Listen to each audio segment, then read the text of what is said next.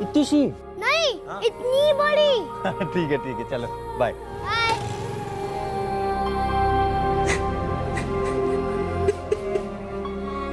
Postmortem अभी होना बाकी है, आप आइडेंटिफाई कर लें। कपड़े उसी के। दौड़ता हुआ आया, बोला जल्दी आना, चॉकलेट लेकर के आना। क्यों मार दिया मेरे बच्चे?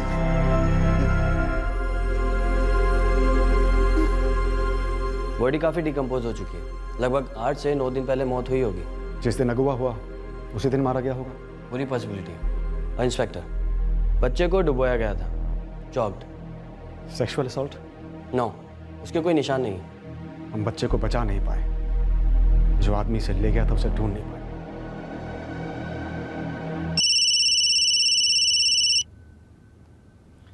हाँ दिव्या। अर्पिता आई है थाने से, कह रही है उस अननोन कॉलर औरत ने अब उसे फोन किया था कल रात को। उसने अर्पिता से कहा कि अब और भी बच्चों को निशाना बनाया जाने वाला है। मैंने उसको बातों में लगा कर रखने की बहुत कोशिश की और भी कुछ निकलवाने की कोशिश की। उसने मुझे कल फ़ोन पर ही बता दिया था कि लालू को मारा जा चुका है। मुझे लगा कि ऐसे ही बोल रही होगी, लेकिन आज सुबह पता चला कि लालू की डेड बॉडी मिली है बेड़ा घाट में। पूरी बात शुरुआत से क्या हुई, डिटेल में बताओ अर्पिता। कौन हो तुम और क्यों ये खेल खेल रही हो?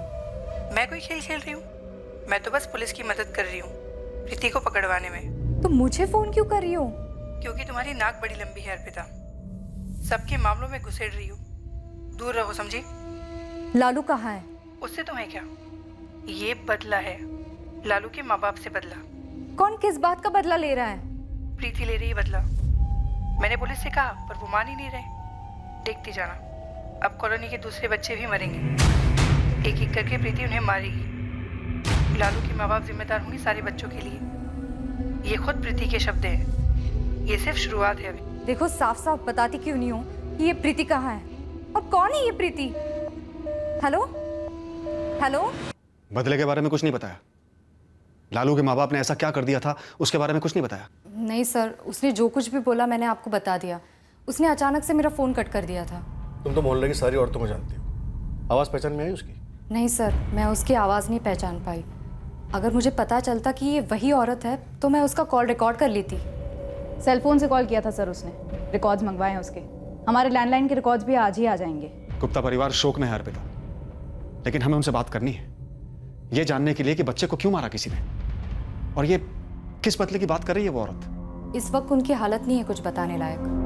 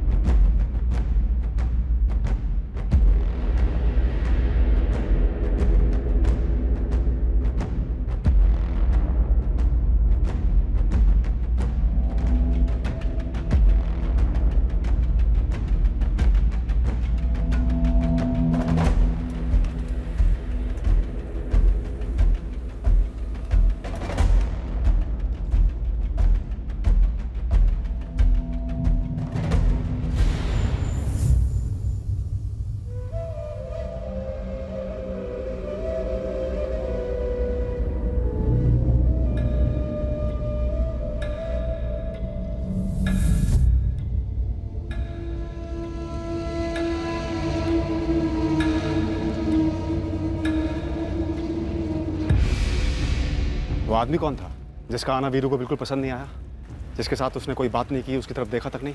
जितेंद्र गुप्ता, हमारे चाचा जी। और वीरू भैया को लगता है कि इन सबके पीछे वो हैं।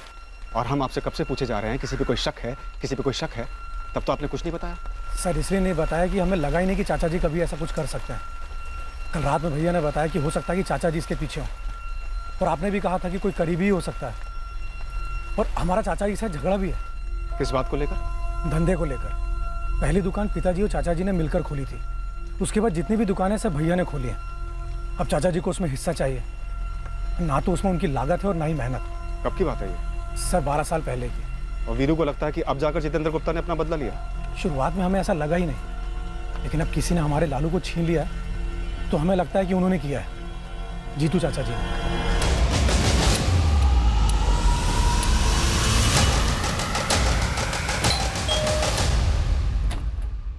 गिरीश सिंह। हाँ जी। 4447809887 नाम तो मेरा है, लेकिन नंबर मेरा नहीं है सर। फोटो तो तुम्हारा है। हाँ लेकिन सर 5 जून को तो मैंने कोई सिम कार्ड खरीदा ही नहीं है, तो फिर मेरी फोटो कैसे आई? इसका जवाब तो तुम ही दो।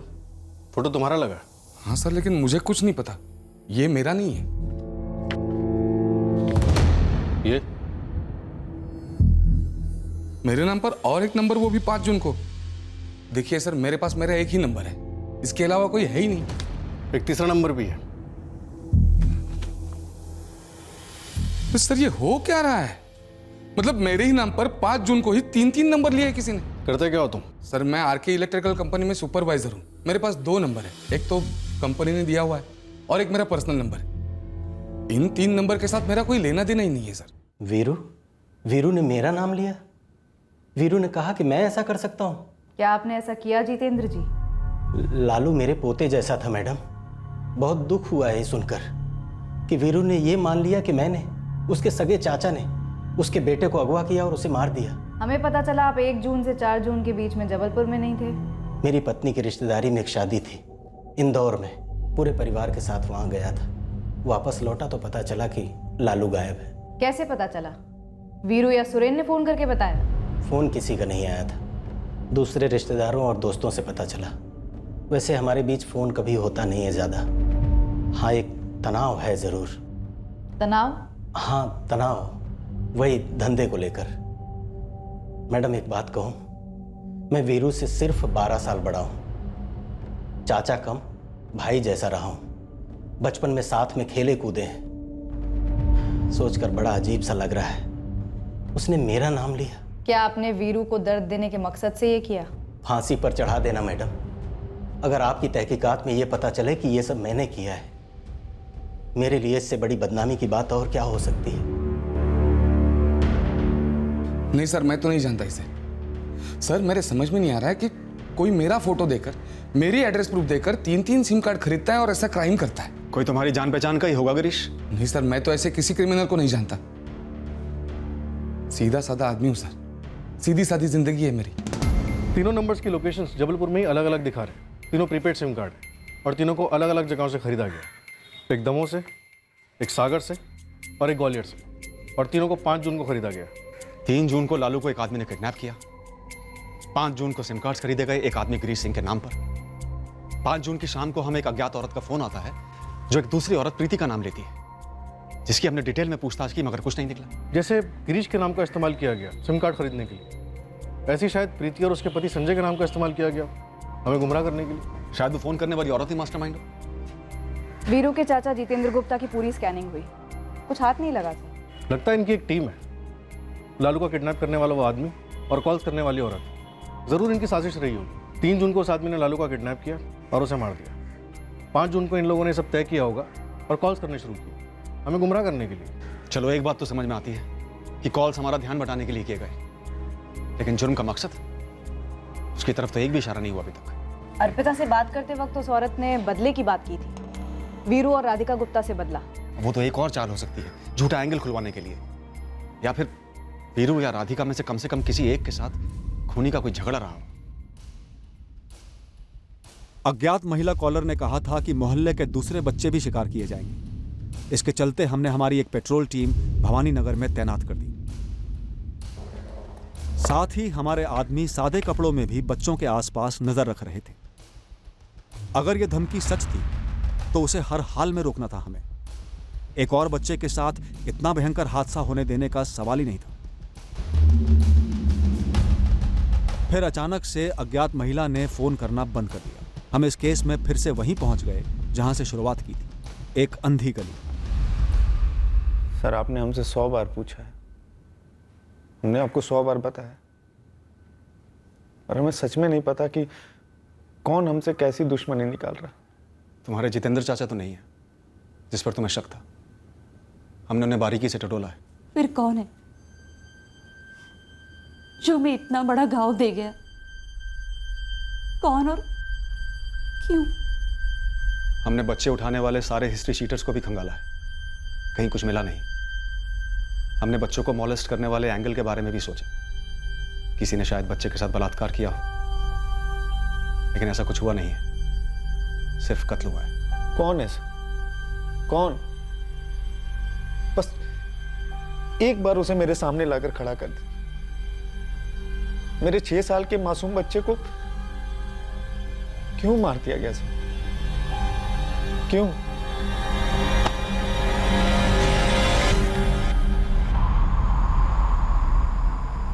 देखो बच्चों, मुझे मालूम है कि तुम लोगों ने कुछ नहीं देखा कि लालू किस अंकल के साथ गया था, लेकिन लुका छिपी खेलते हुए लालू कहाँ छुपा था मालूम है? कुछ याद है? 1 2 3 4 5। नहीं अंकल, हम सब खुद कर छुपने में लगे थे, तुम्हारा ध्यान लालू पर ही गया ही नहीं। बाद में मिला ही नहीं तो पता ही नहीं चला लालू कहाँ छुपा था। साहब, कॉलोनी में 134 परिवार है, हर परिवार के हर बंदे की कुंडली निकाली, कहीं से कुछ सामने नहीं आया। हिस्ट्री शीटर्स के बीच भी इस केस को लेकर कोई बात नहीं हो रही? बिल्कुल सन्नाटा है साहब, कोई चू तक नहीं कर रहा है। इसमें किसी हिस्ट्री शीटर का हाथ नहीं लग रहा है। तो फिर किसका हाथ है? मकसद क्या है इस कत्ल का? कोई निजी मामला नहीं, कोई विकृत मामला नहीं। एक बच्चे को एक मोहल्ले से एक आदमी ले जाता है, एक औरत हमको फोन करके यहाँ वहां दौड़ाती रहती है, फिर बच्चे की लाश मिलती है, वो औरत हमें फोन करना बंद कर देती है और हम वहीं के वहीं धरे के धरे। सेक्सुअल असॉल्ट बिल्कुल ही नहीं हुआ, कोशिश तक नहीं हुई? जी नहीं, मैंने 2 बार कंफर्म किया है पोस्टमार्टम करने वाले डॉक्टर के साथ। केस फाइल में लिखा है कि बच्चे ने अपने फादर से उस सुबह घूमने जाने की बात की थी और लौटते वक्त चॉकलेट लेकर आने की बात की थी। जी हाँ, लालू ने अपने फादर से चॉकलेट लाने के लिए कहा था। मैंने ऐसे काफ़ी केसेस स्टडी किए हैं जिसमें किडनैपर ने बच्चे को चॉकलेट का लालच देकर किडनैप किया है, पर ज़्यादातर केसेस में किडनैपर विक्टिम का कोई करीबी या पहचान वाला रहा है। वही तो हमारी प्रॉब्लम है, हमने भी वहीं से शुरुआत की है, जीरो से, कि किडनैपर बच्चे का कोई परिचित हो, जिसकी बच्चे के माँ बाप से कोई दुश्मनी हो, या फिर कोई सरफिरा विकृत रिश्तेदार जो बच्चे को मॉलेस्ट करना चाहता हो, शिकार करने के लिए निकला हो। लेकिन यहाँ तो बस बच्चे को ले जाया गया। मुझे लगता है इस केस का बच्चे और उसके पेरेंट्स से कोई कनेक्शन है ही नहीं, कहीं का गुस्सा कहीं और निकाला है लालू गुप्ता पर, बिना किसी कनेक्शन। हाँ, रैंडम एंगल के बारे में सोचे भी तो हमारे पास है क्या? सिर्फ एक सीसीटीवी फुटेज उस आदमी का जिसमें सिर्फ उसके पैर दिख रहे हैं। पहले के 2 कॉल्स आपको किए गए पुलिस स्टेशन के लैंडलाइन पर, और तीसरा मोहल्ले की सोशल वर्कर अर्पिता चौहान को किया गया। हेलो, अर्पिता चौहान? जी, आप? उसी को क्यों किया गया, बच्चे के पेरेंट्स को क्यों नहीं? बच्चे के माँ बाप के फोन हमने सर्विलेंस पे रखे थे, शायद इसलिए। नहीं, मुझे नहीं लगता कॉलर को सर्विलेंस का डर है, नहीं तो वो पुलिस स्टेशन के लैंडलाइन पर फोन नहीं करती। तो आपका पॉइंट है कि सिर्फ अर्पिता को ही कॉल क्यों किया गया? मेरा पॉइंट ये है कि जिसने भी ये अपहरण और कत्ल किया है उसका कोई पर्सनल घाव है, या तो उस औरत का जो कॉल करती है, या तो उस आदमी का जिसने बच्चे को उठाया है, या तो फिर दोनों का, अगर दोनों एक टीम है। लेकिन घाव है क्यों और किसने दिया? उस औरत प्रीति का नाम लिया गया। प्रीति को हमने थॉरली चेक किया है, उसके अगेंस्ट हमें कुछ भी नहीं मिला। लेकिन कॉलर चाहती है कि आपको प्रीति के खिलाफ कुछ मिले, इसीलिए बार बार कॉल करके उसका नाम लेकर आपको प्रीति की तरफ धकेला। मे बी बच्चे और उसके पेरेंट्स से कल्प्रिट का कोई लेना देना है ही नहीं, और शायद प्रीति और उसके हस्बैंड से कल्प्रिट का कोई लेना देना ज़रूर है, कोई एनिमिटी, डीप गुस्सा। इसीलिए प्रीति और उसके हस्बैंड को फ्रेम करने के लिए ये सब किया है। शायद इस बच्चे को, इस मोहल्ले के किसी भी बच्चे को उठाकर मारने का बस एक ही मकसद रहा है कि प्रीति इस मोहल्ले में रहती थी। इस प्रीति कुशवाहा को संदिग्ध समझने के बजाय ये पता लगाइए कि प्रीति के दुश्मन कौन है। भोपाल से प्रीति और संजय कुशवाहा को ले आओ, दोबारा बात करनी है। मेरे समझ में नहीं आ रहा है, आप लोग हमारे पीछे क्यों पड़े हुए हैं? उस औरत ने प्रीति कहा है ना, तो मैं दुनिया की अकेली प्रीति बची हूँ क्या? अरे वो किसी और प्रीति का जिक्र कर रही होगी। देखिए, इस बार हम आपको शक की नजर से नहीं देख रहे हैं, इसलिए आप प्लीज रिलैक्स हो जाइए। रिलैक्स इस पुलिस स्टेशन में, वो भी तब जब हमें सारे कामकाज के बीच से उठाकर लाया गया हो। संजय, प्रीति, आप दोनों प्लीज मेरी बात ध्यान से सुनिए और याद कीजिए, जब आप लोग यहाँ भवानी नगर में रहते थे तब किसी से कोई झगड़ा हुआ था? पूरे 1 साल थे आप लोग यहाँ। संजय, तुम्हारे बिजनेस में कुछ लेनदार है? 2 थे सर, और अब भोपाल में मेरा खून चूस रहे हैं। दोनों के नाम और कॉन्टैक्ट नंबर। सर, कहीं आप ये तो नहीं कह रहे हैं कि कोई हमें फंसाने की कोशिश कर रहा है? हो सकता है। प्रीति, तुम्हारा किसी के साथ कोई झगड़ा? नहीं, मैं तो ज्यादातर घर पे ही रहती थी। घर का काम वाम, खाना पीना, कभी कदार मार्केट में किसी पड़ोसी से बातचीत हो गई तो बस। विनीत, दोनों लेनदारों को तुरंत कस्टडी में ले लो। सर। संजय, तुम्हारा कभी किसी के साथ कोई अफेयर था? मेरा मतलब है कोई लड़की जिससे तुमने शादी वादी का झूठा वादा कर दिया हो? प्रीति, तुम्हारा कभी किसी के साथ कोई अफेयर? शादी के पहले का कोई प्रेमी या फिर बाद का जो जल उठाओ? देखिए, ये बहुत ही पर्सनल सवाल है, मैं मानता हूँ, लेकिन एक बच्चा मारा गया और हमें शक है वो इसलिए मारा गया है क्योंकि वो उसी मोहल्ले में रहता था जिसमें आप रहते थे, ताकि शक आप पर आए। मेरा किसी औरत के साथ कभी कोई अफेयर नहीं रहा। और आपने ऐसा पूछने की हिम्मत कैसे की? मैं एक शादीशुदा औरत हूँ, संजय की पत्नी हूँ मैं, और आप लोगों से अलग अलग बात करें तब आप ज्यादा कंफर्टेबल रहेंगे। अलग अलग क्या बात करेंगे? जो बात करना यहाँ बात करते ना सर। देखिए, सब समझ में आ रहा है मुझे, आप लोग हमें फंसाने के लिए कोई नया गेम खेल रहे हैं। संजय, कोई गेम नहीं है, बैठ जाओ, बैठ जाओ। हमने कई कोशिशें की ये पता करने के लिए कि प्रीति और संजय कुशवाहा से किसकी ऐसी रंजिश थी जिसका बदला लेने के लिए उसने लालू गुप्ता की बेमतलब हत्या कर दी थी, पर हम उनसे कोई ठोस नाम नहीं निकलवा पाए। वो जो 2 लेनदार थे संजय के, उनकी बड़ी बारीकी और सख्ती के साथ पूछताछ हुई, पर इस संगीन जुर्म में उनका कोई हाथ नजर नहीं आया। 12 दिन निकल गए थे, लेकिन इस केस में हमारे हाथ कुछ नहीं लगा था, कुछ भी नहीं। यह केस जितना टफ था उतना ही विचित्र भी था। हर दिशा से बस हम एक अंधी गली में ही पहुंच रहे थे। कभी कभी सबसे भयंकर और क्रूर किस्म के जुर्मों के लिए भी क्रिमिनल्स के पास अपनी एक जस्टिफिकेशन होती है, अपना एक पक्ष होता है, और कुछ केसेस में मुजरिम को जुर्म करके पुलिस से एक कदम आगे रहने में एक विकृत मजा आता है। खुशी मिलती है उन्हें यह सोचकर कि उन्होंने कानून को चकमा दे दिया और आजाद घूम रहे हैं, और इसी खुशी के खुमार में वो अपने खेल के नियम फैलाने लगते हैं। इस जुर्म में भी मुजरिम के पास एक ठोस मकसद था। उसने अपनी अगली चाल चली। एक और कॉल आया और इस बार ये कॉल हमने क्रैक किया। 1 मिनट। हेलो। तो पुलिस को प्रीति के खिलाफ कुछ मिला नहीं? तो तुम ही बता दो ना सामने से, क्या मिलना चाहिए था पुलिस को? इस बार अर्पिता के फोन का रिकॉर्डर ऑन था और इस अज्ञात महिला कॉलर की बातें रिकॉर्ड की गई। क्या मिलना चाहिए था पुलिस को? बता चुकी हूँ प्रीति, पर अब तक कुछ हुआ नहीं तो जाने दो। क्या नहीं हुआ? क्या जाने दो? अब कुछ भी करेंगे तभी लालू तो नहीं लौटने वाला है, तो जाने दो ना इस सबको। प्रीति ने लालू को क्यों मारा? हेलो हेलो, सच में जानना चाहती हो क्यों? हाँ, मुझे जानना है, और लालू के माँ बाप को भी। घर से निकाले जाने का दर्द समझती हो तुम? तो क्या प्रीति को लालू के माँ बाप की वजह से घर से निकाला गया था? बेघर कर दिया था प्रीति को, अपने स्वार्थ के लिए, अपने मतलब के लिए। वो दर्द जब वापस मिलता है तब पता चलता है कि दर्द क्या होता है। चोट कभी भी एक तरफा नहीं होती। कहाँ से बेघर किया गया था प्रीति को? और कहाँ से? बेघर का मतलब समझती हो ना? ये समझ नहीं आ रहा है कि तुम प्रीति की क्या लगती हो। क्या चाहती हो तुम, कि मैं लालू के माँ बाप को ये संदेशा दे दूं कि उन्हें सजा मिल रही है प्रीति को बेघर करने के लिए? और पहले तुम प्रीति को पकड़वा रही थी, अब उसकी हिमायत कर रही हो। तुम कौन हो? चाहती क्या हो? मैं सिर्फ इतना कह रही हूँ कि प्रीति ने जो किया गलत किया। उसने मेरा भी इस्तेमाल किया। मैं चाहती हूँ कि उसे उसके किए की सजा मिलनी चाहिए। मुझे सिर्फ इस बात का बुरा लग रहा है कि मुझे पता था ऐसा होने वाला है, फिर भी मैं बच्चे की जान नहीं बचा पाई। वो आदमी कौन था जिसने बच्चे को अगवा किया? Hello hello hello. और इसके बाद फोन बंद कर दिया गया, जो कि होना ही था। कॉल रिकॉर्ड अर्जेंट बेसिस पे मंगाए हैं। बेघर कर दिया था प्रीति को, अपने स्वार्थ के लिए, अपने मतलब के लिए। वो दर्द जब वापस मिलता है तब पता चलता है कि दर्द क्या होता है। मैं सिर्फ इतना कह रही हूँ कि प्रीति ने जो किया गलत किया। उसने मेरा भी इस्तेमाल किया। मैं चाहती हूँ कि उसे उसके किए की सजा मिलनी चाहिए। मुझे सिर्फ इस बात का बुरा लग रहा है कि मुझे पता था ऐसा होने वाला है, फिर भी मैं बच्चे की जान नहीं बचा पाई। ये मेरी आवाज़ नहीं है सर, और ना मैं इस आवाज़ को पहचानती हूँ। मुझे कभी कहीं से बेघर नहीं किया गया है सर। पिछले 6 साल से बहुत आराम से संजय के साथ रह रही हूँ, और उसके पहले झांसी में अपने मम्मी पापा के साथ इज्जत से रही हूँ, इज्जत से विदा हुई हूँ। हमें फालतू में इस मामले में घसीटा जा रहा है। वीरू ये जिस औरत की बात कर रही है, लगता है ये प्रीति खुशबुआ तो नहीं है। पति पत्नी दोनों की बैकग्राउंड की बाल की खाल की है हमने। फिर ऐसी दूसरी कौन सी प्रीति है जिसको बेघर किया गया था, चोट पहुंचाई गई थी? मैंने किसको बेघर किया? मैंने किसको चोट पहुंचाई? मैंने कभी किसी को बेघर नहीं किया, और क्यों करूंगी मैं? शादी के पहले मायके में कुछ हुआ था?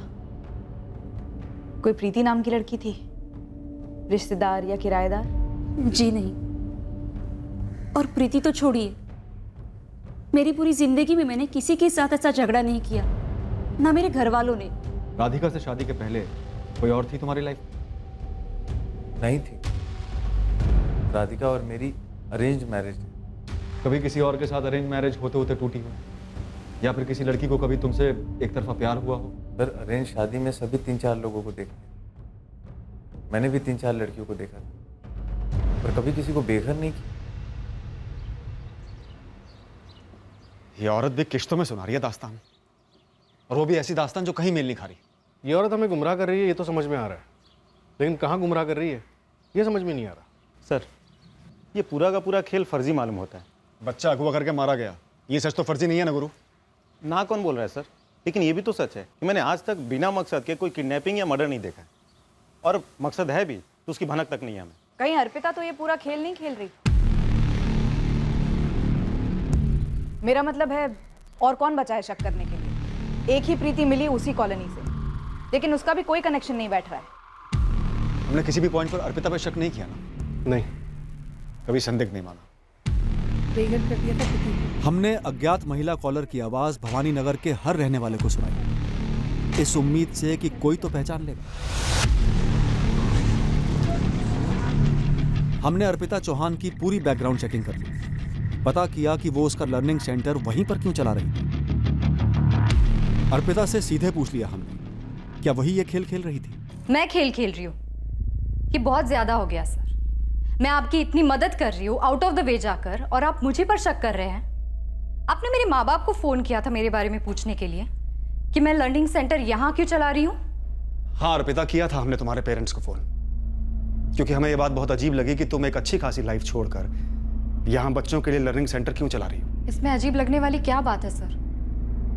आपको ऐसा तो नहीं लग रहा है ना इस सोशल वर्क के पीछे मेरी कोई बुरी शादी है? शायद मैंने अपना बच्चा खोया है, बहुत दुख दर्द है मेरी जिंदगी में। अगर आप ऐसा सोच रहे हैं तो ऐसा बिल्कुल नहीं है सर। मुझे बच्चे पसंद है, सोशल वर्क करना पसंद है, इसीलिए मैंने ये लर्निंग सेंटर यहाँ पे खोला है। मुझे जैसे लोग होते हैं, नॉर्मल होते हैं, और मैं कोई पागल नहीं हूँ जो अपने मोहल्ले के किसी बच्चे को उठवा कर उसको मार दूँ, वो भी वो बच्चा जिसे मैं अच्छी तरीके से जानती हूँ, और कोई दूसरी औरत से ऐसे कॉल्स करवाऊँ। सर, बाकी की सारी चीजें साइड में, आप थोड़ा सा तो कॉमन सेंस इस्तेमाल कर सकते थे मुझ पर शक करने से पहले। अर्पिता, इस केस में ना तो हम अभी तक कल्प्रिट के बारे में कुछ जान पाए हैं और ना ही मोटिव के बारे में। हमारे पास एक भी सुराग नहीं है। सालों में पहली बार आज किसी केस को लेकर इतना बेबस महसूस कर रहे हैं। हमें सब पर शक है, इसलिए तुम पर भी शक हुआ। सॉरी। एक ब्रेक थ्रू है। गुरु को प्रीति नाम की लड़की के बारे में पता चला, जो उस मोहल्ले में 2 साल पहले रहा करती थी। उसे भी बेघर किया गया था। कौन है ये प्रीति? जब जमुना ने हम लोगों से बोला ना, तब हमें ख्याल आया। तीसरी गली के दूसरे घर में रहती थी वो वाली प्रीति, पर पूरा नाम क्या था वो हमें पता नहीं था। वो बाबूराम जी है ना, उनके मकान में भाड़े पर रहती थी। उसे घर से किसने निकाला था? वीरू और राधिका ने? सर, हम सब ने मिलकर ही निकाला था, और मकान मालिक को फोन कर दिया था और वो आ गए थे। तुझे याद है वो वाली प्रीति जो घर से धंधा करती थी और जिसे पुलिस पकड़ के ले गई थी? तो ये प्रीति घर से धंधा करती थी, इसलिए आप लोगों ने उसे घर से निकाल दिया या निकलने को कहा? हाँ सर, उसे 6 महीने की जेल भी हुई थी।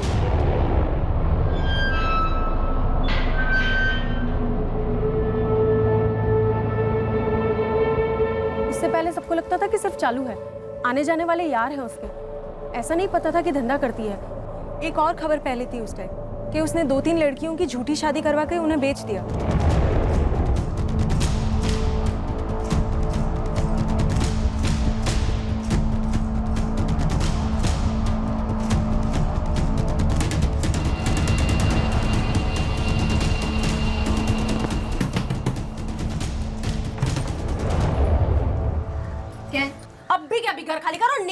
मोहल्ले से।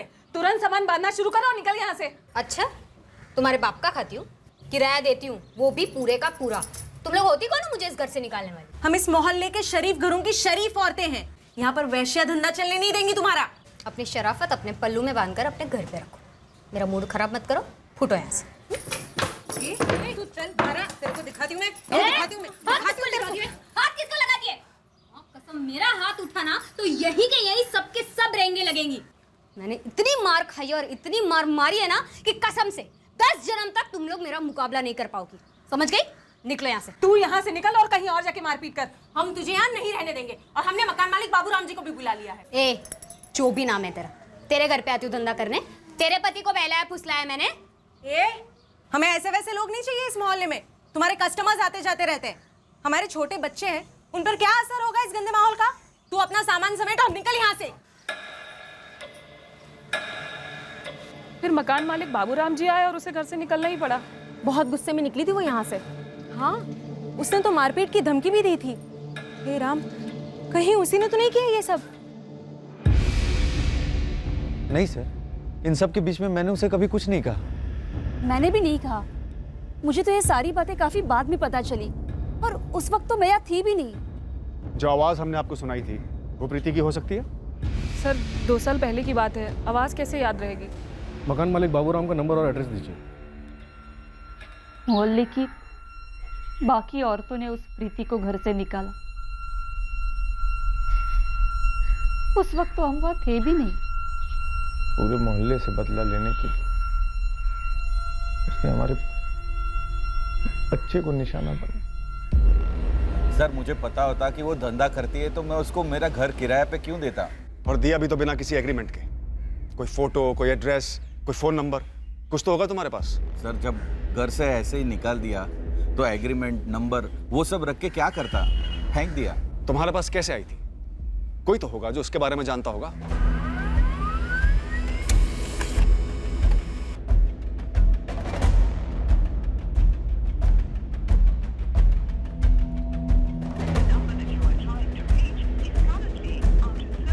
बेघर किया गया था इसे, यही कहा था उस कॉल करने वाली औरत ने। सही कहा। और हम गलत प्रीति के पीछे पड़ गए थे, प्रीति कुशवाहा।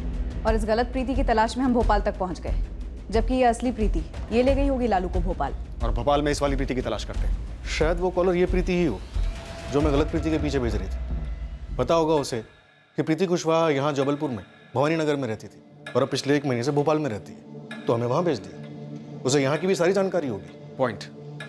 तो भोपाल, जबलपुर जहाँ भी हो, ढूंढ निकालते हैं इस प्रीति को। यही हमारी कल्प्रिट है। पहले लालू पर गुस्सा निकाला, फिर मोहल्ले के दूसरे बच्चों को मार डालने की धमकी दी। सारे पुलिस स्टेशन में डिटेल भेज दो। हो सकता है दोबारा कभी गिरफ्तार हुई हो धंधा करते वक्त।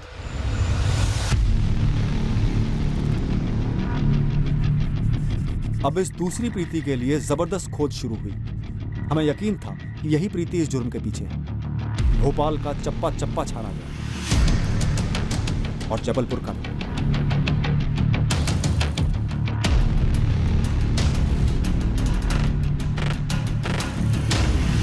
इस प्रीति के व्यवसाय की जानकारी होने के कारण हमने राज्य भर के रेड लाइट एरियाज को टारगेट किया, इस उम्मीद से कि प्रीति हमें यहीं कहीं मिल सकती है।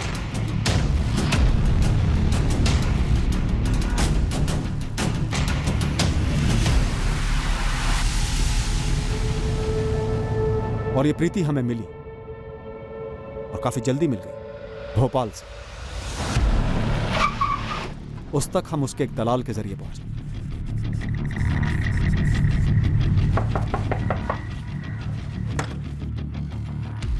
जी, लालू गुप्ता को तूने ही मारा? लालू गुप्ता? कौन है ये?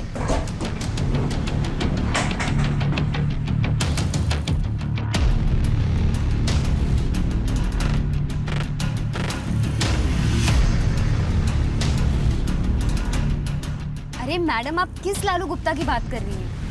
लालू गुप्ता भवानी नगर वाला, 6 साल का बच्चा। तुम्हें भवानी नगर से भगा दिया गया था, बेघर कर दिया गया। हाँ, इज्जत के फालूदे हो गए थे मेरे, पर वो तो 2 साल पहले की बात है। बेघर कर दिया था प्रीति को, अपने स्वार्थ के लिए, अपने मतलब के लिए। वो दर्द जब वापस मिलता है तब पता चलता है कि दर्द क्या होता है। चोट कभी भी एक तरफा नहीं होती, मैं सिर्फ इतना कह रही हूँ कि प्रीति ने जो किया गलत किया, उसने मेरा भी इस्तेमाल किया। किसकी आवाज है ये? बड़ी भद्दी सी आवाज है, मेरी तो नहीं है। अरे आप लोग मेरी तरफ ऐसे क्यों देख रहे हैं? कोई अभी बोलेगा कि ये मेरी आवाज नहीं है। लालू के कत्ल में तेरा साथीदार कौन था? पहली बात तो ये कि मैं धंधे वाली धंधा करती हूँ और इसके लिए कई बार गिरफ्तार भी हो चुकी हूँ और सजा भी काटी है। और दूसरी बात, ये सिर्फ एक भवानी नगर नहीं है जहाँ से मुझे इस तरह से लात मार के निकाला गया। 8 सालों से धंधा कर रही हूँ मैडम, और इन 8 सालों में कई जगह से अलग अलग तरीके से बदनाम हुई हूँ मैं, पकड़ी गई हूँ, बेघर की गई हूँ। हिस्सा है अपनी लाइफ का मैडम, कोई गम नहीं है। हाँ, लेकिन ये बच्चा मारने वाली जो बकवास आप लोग ने की है ना, वो तो मतलब आप बंद कर दीजिए, क्योंकि मैंने ऐसा कुछ नहीं किया। प्रीति, इस कमरे में ये सबसे ज्यादा बोला गया झूठ है। पर सर, मैं झूठ नहीं बोल रही हूँ, मैंने सच में कुछ नहीं किया। इस कॉलर ने चोट और दर्द की बात की है, जो तुझे हुआ होगा जब तुझे भवानी नगर से निकाला गया होगा। भले ही किसी और जगह भी हुआ हो, पर यहाँ शायद सबसे ज्यादा हुआ दर्द। मैडम, वेश्या की लाइफ में कोई एक दर्द हो तो गिनवाऊं। दर्द ही दर्द है हमारी लाइफ में। कोई कस्टमर आके बैठता है और पैसा नहीं देता, वो तो सबसे दर्दनाक होता है। कोई साले बैठने के नाम पर हमें काटते हैं, नोचते हैं, मारते हैं, वो एक अलग दर्द। कुछ साले सपोले आप लोगों के पास आके चुगली कर देते, उसका एक अपना दर्द। फिर पकड़े जाना, धंधा बंद होना, कोर्ट के लफड़े, वकील की चिकचिक और फिर जेल। दर्द ही दर्द है मैडम हमारी लाइफ में, लेकिन फिर भी हंस खेल के अपनी जिंदगी काट लेते हैं। इस तरह पागलों की तरह अपना बदला खून करके नहीं लेते। ये तेरा दूसरा साथीदार जिसने लालू को उठाया। यहाँ तो सिर्फ बच्चा दिख रहा है, आदमी कहाँ है? ये उसके पैर दिख रहे हैं। कौन है ये? सर, भोपाल से फॉरेंसिक का फोन था। इस प्रीति की आवाज़ उस रिकॉर्डेड आवाज़ के साथ मैचिंग के लिए भेजी गई थी। आवाज़ तो मैच नहीं हुई, लेकिन उसने कुछ और बताया। क्या? सर, ये जो कॉलर जो आपको इन्फॉर्मेशन या लीड्स देती आई है, इसका औरत होना ज़रूरी नहीं है। ये क्या बोल रहे हो अमित? औरत होना ज़रूरी नहीं है मतलब? जी सर, दरअसल ये आवाज़ एक सॉफ्टवेयर है। सॉफ्टवेयर? मतलब आवाज़ बदलने का सॉफ्टवेयर? करेक्ट। इस सॉफ्टवेयर से किसी भी मर्द की आवाज़ को औरत की आवाज़ में बदल दिया जा सकता है। आप चाहें किसी भी आवाज़ में बात करें, ये ऐप या ये सॉफ्टवेयर उसकी फ्रीक्वेंसी को इस तरह से मॉड्यूलेट करता है कि सामने वाले को औरत की आवाज़ ही सुनाई दे। जस्ट वेट सर, मैं आपको डेमोन्स्ट्रेशन देता हूँ। Just wait.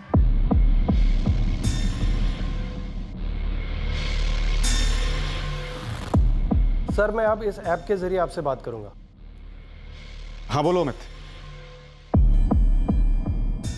बेघर कर दिया था प्रीति को अपने स्वार्थ के लिए, अपने मतलब के लिए। जब किसी के दिल में चोट पहुंचती है तो चोट पहुंचाने वाले को पता नहीं होता कि दर्द कितना होता है। वो दर्द जब वापस मिलता है तब पता चलता है कि दर्द क्या होता है। चोट कभी एक तरफा नहीं होती। समझे सर? तो इसका मतलब इतने दिनों तक हमें गुमराह किया गया, एक तरीके से उल्लू बनाया गया हमारा। हाँ सर, जिसे आप औरत समझ रहे थे, दरअसल वो एक ऐप था। जैसे कि आजकल के मोबाइल्स में मोबाइल असिस्टेंट्स की वॉइस होती है, जिसे आप अपनी मर्जी से मेल या फीमेल की वॉइस में सिलेक्ट कर सकते हैं। भले ही कॉलर ने हमें बेवकूफ़ बनाया हो, लेकिन एक बात सच है कि फ़ोन के दूसरी तरफ मुजरिम ही है। वो ये वाली प्रीति हो सकती है या कोई और। पहले वाली प्रीति कुशवाहा की तरह कहीं इस प्रीति को भी फंसाने की कोशिश तो नहीं की जा रही? या ये प्रीति ये वॉइस मॉड्यूलेशन ऐप यूज़ कर रही थी? प्रीति कह रही है जो आदमी सीसीटीवी ग्रैब में टेम्पो में पीछे बैठा हुआ है लालू के साथ, उसे लगता है वो उसे जानती है। कौन है ये? मुझे लगता है ये विवेक है, विवेक भारती। पैर देखते पहचान गई? मुझे लगता है ये विवेक भारती है। 6 महीने रही हूँ उसके साथ, बहुत करीब से जानती हूँ उसको। वो बिल्कुल ऐसा ही जूता पहनता था। मैं पूरे यकीन के साथ कह सकती हूँ ये विवेक भारती है। और ये विवेक भारती इस वक्त कहाँ मिलेगा? एड्रेस तो नहीं है मेरे पास, पर नंबर दे सकती हूँ। 4 दिन पहले फ़ोन किया था इसने मुझे। याद आ रही थी तुम्हारी? भुला दे मुझे पूरी तरह से। देख, मेरा माथा खराब हो रखा है, मैं कुछ भी कर दूंगी। नंबर दो उसका। कैसे दूँ सर?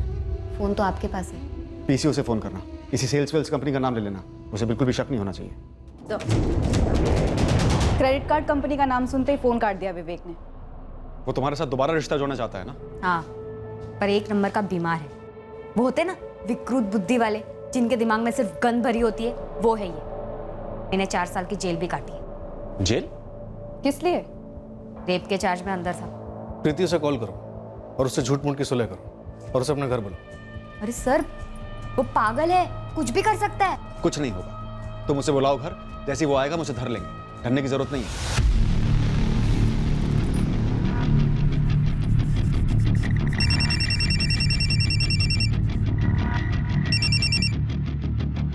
हेलो प्रीति, विवेक, कैसे हो तुम? बोलो ना। आखिरकार हमारे असली मुजरिम के करीब पहुंच गए। उसे चालाकी से प्रीति के घर लाया गया, जहां हमने उसके लिए जाल बिछा रखा था।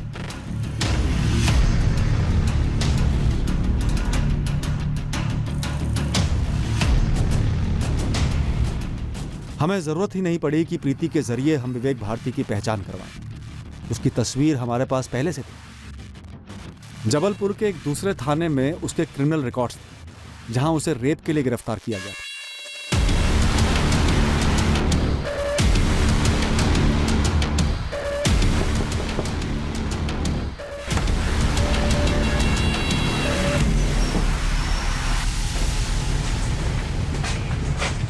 इसके पहले कि हम विवेक भारती को लालू गुप्ता मर्डर केस के बारे में इंटेरोगेट करते हैं, हमें उसके अतीत का पता चला कि यह आदमी वाकई में एक विकृत दिमाग वाला है, जिसे सेक्स का अजीब सा एडिक्शन था। विवेक भारती की पहली शादी मधु नाम की लड़की से हुई थी। 1 साल के अंदर डिवोर्स हो गया था। मधु को पता चला विवेक के वहशी सेक्स एडिक्शन का।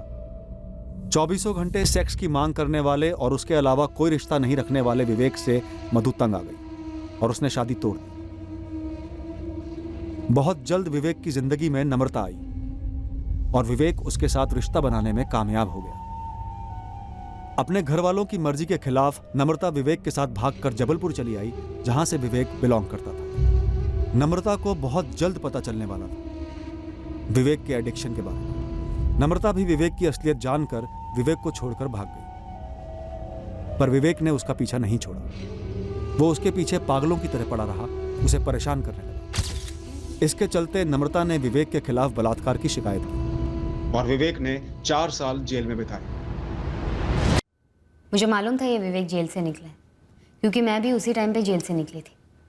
मेरी फ्रेंड है वंदना, उसने मिलवाया था मुझे इस विवेक से। उसका पति विवेक के साथ जेल में था। कैसा आदमी है ये विवेक? पागल तो है ही, जैसे मैंने आपको बताया, पर एक बात है सर, काफ़ी अच्छे खानदान से, पढ़ा लिखा है। सागर में रहते हैं उसके भाई बहन, पुश्तैनी ज़मीनें, हवेली, सब कुछ है। माधव बता रहा था कि कोई सेल्समैन का काम करता है ये विवेक, लेकिन काफ़ी तगड़ी पार्टी है। लेकिन वंदना, वो रेप चार्ज में अंदर गया था ना।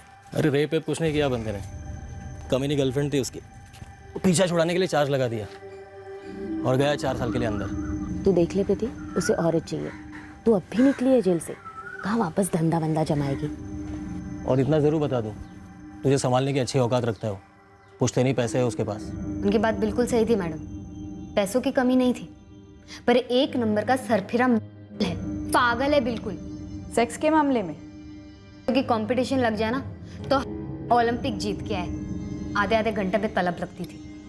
उसके लिए ना लाइफ में और कुछ मायने नहीं रखता था इसके अलावा। अब भी क्या यहाँ से निकल, यहाँ से। पागल, मेरी बात तो सुन प्रीति, अच्छी खासी देखभाल तो करता हूँ तेरी, थोड़ा सा थोड़ा सा 4 पैसे क्या देता है दाल रोटी के, समझ के क्या रखा है? मशीन हूँ मैं, हाँ, या कुछ साइकिल हूँ जो चढ़ के चलाने लगे? प्लीज मुझे घर से बाहर मत निकाल प्रीति, प्लीज। ड्रामा मत कर, बहुत आए तेरे जैसे, बहुत देखे मैंने, समझ गया? अब भी क्या यहाँ से नहीं निकला ना तो पुलिस में जाके रेप चार्ज ठोक दूंगी। चल निकल। ऐसा मत बोल प्रीति, ऐसा मजाक में मत बोल प्लीज। देख, समझने की कोशिश कर प्रीति, ये तेरी जरूरत है। तेल लगाने गई तेरी जरूरत, जाके ना किसी दीवार से चिपक जा। अरे परे है तू, बीमार साले। निकल निकल यहाँ से, निकल। प्रीति, मेरे को घर आने देना। फिर से आ गया। खुद का दिमाग तो सड़ा चुका था ये, अब मेरा दिमाग सड़ाने पर तुला था। हेलो, बोला था ना तेरे से फोन मत करना। फोन कर करके दिन रात दिमाग चाटता था मेरा। 1 महीने से शांत था, फोन वोन कुछ नहीं, पर अभी 4 दिन पहले फोन आया था कमीने का। मुझे तो लगता है मैडम वो पूरी तरह से हो चुका है। बच्चे को मार डाला और अब लड़की की आवाज निकाल के मुझे फंसाना चाहता है। और तुम्हें पता ही नहीं कि उसने बच्चा उठाया नहीं उठाया? सर पता होता तो चुप नहीं बैठती, एक बार फोन करके आपको वार्निंग जरूर देती।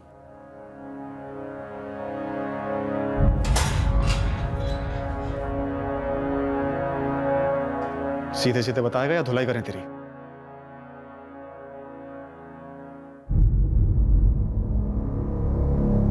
उसने रेप चार्ज की धमकी नहीं देनी चाहिए थी। उस प्रीति ने, पहले नम्रता ने फंसाया, फिर ये प्रीति। समझ क्या रखा है? बच्चे लालू ने क्या बिगाड़ा था? कुछ नहीं, मैं प्रीति को फंसाना चाहता था। आवाज बदलने वाला ऐप, ये पहले से तेरी प्लानिंग थी? गिरीश सिंह की फोटो यूज करके उसके नाम पे 3-3 सिम कार्ड खरीदे तूने?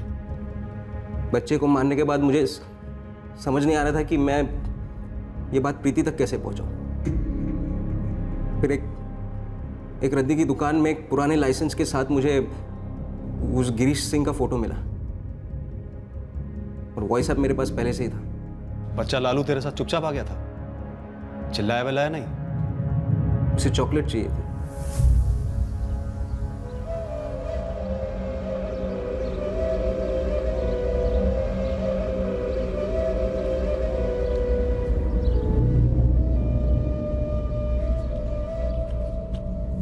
अंकल चॉकलेट दो ना, दो ना थोड़ा। ये वाली तो खत्म हो गई। और नहीं है? घर पे फ्रिज भर के, जितना चाहिए ले ले। फॉरेन की है, इंपोर्टेड। चाहिए? हाँ। तो चल मेरे साथ। अंकल आपका घर ज्यादा दूर तो नहीं है ना? नहीं नहीं, पास में ही है। तू उसे भवानी नगर से देवी चौक ले गया अपने घर, उसने कोई सवाल जवाब नहीं किया?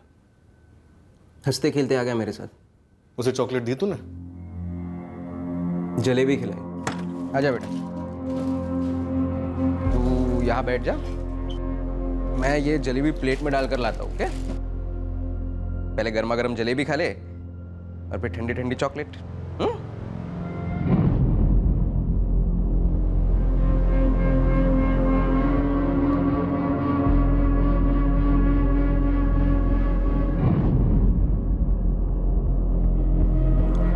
अंकल अब जल्दी से मेरे को चॉकलेट दे दो, फिर मुझे घर भी जाना है। तू बच्चे को उठाने के इरादे से चॉकलेट लेकर गया था भवानी नगर? मैं अपने काम से गया था। चॉकलेट खाना तो मुझे खुद को पसंद है, और जब बच्चे ने सामने से चॉकलेट मांगी तब मैंने सोचा ये अच्छा तरीका है प्रीति को सबक सिखाने का। बच्चे को मारकर, एक मासूम बच्चे की जान लेकर? हाँ, पहले ये जलेबी वाले हाथ धो लो, फिर चॉकलेट देता हूँ। ठीक है?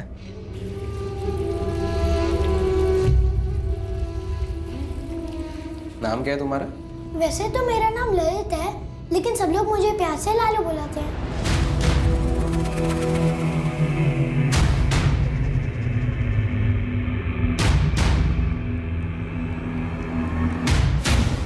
बाथरूम में मारा बच्चे को? बाल्टी में डुबोकर? लाश को कब ठिकाने लगाया? उसी रात को। उठ, खड़ा हो। कहां से उठाया था बच्चे को? कहां तेरा घर है? कहां मारा, कहां फेंका? चल, हर जगह दिखा, चल। लालू के माँ बाप वीरू और राधिका और पूरा भवानी नगर इस केस की असलियत जानकर सुन पड़ गए। हमने विवेक भारती की लगातार पूछताछ की, यह पक्का करने के लिए कि प्रीति का इस मर्डर में कोई हाथ था या नहीं। आखिर में हमने प्रीति को छोड़ दिया, उसके खिलाफ हमें कुछ नहीं मिला। उसी लगातार पूछताछ में हर बार विवेक अपने बयान पर अड़ा रहा कि लालू खुद चलकर उसके पास आया था। 6 वर्षीय लालू की मासूमियत ने उसे एक अजनबी से चॉकलेट मांगने से रोका नहीं, और वो उस चॉकलेट की चाह में उस अजनबी के घर तक बिना किसी शक या संकोच के। हमने विवेक की दिमागी हालत जानने के लिए टेस्ट करवाए और टेस्ट के सारे रिजल्ट्स नॉर्मल आए हैं। सड़क पर चलने वाले किस आदमी के दिमाग में भूचाल आया हुआ है? किसके दिमाग में अजीब, विकृत और भयंकर ख्याल उमड़ रहे हैं? इसे पता लगाना, इसको भांप पाना मुश्किल है। बच्चों के लिए तो यह लगभग नामुमकिन सा है। उनकी मासूम नजरें दुनिया को बिल्कुल प्योर और साफ सुथरा समझती हैं, इसीलिए वो सबसे ज़्यादा असुरक्षित होते हैं और जुर्म के लपेटे में आसानी से आ जाते हैं। ये बहुत दुखद है, भयंकर है ये, जब कोई अपना दुखड़ा रोते किसी पर फ्रस्ट्रेशन निकालने के लिए ऐसे ही राह चलते एक बच्चे को उठाकर उसकी जान लेकर उसे एक साधन बना लेता है अपने बदले का। अक्सर हमें लगता है कि सिर्फ क्रिमिनल को पकड़ने के परे जा पाते हम। काश क्रिमिनल इरादे को पकड़ पाते हम, इससे पहले कि वो जुर्म का लावा बनकर उमड़ पड़े। अगले हफ्ते फिर मिलेंगे एक नए केस के साथ। क्राइम पेट्रोल सतर्क। जय हिंद।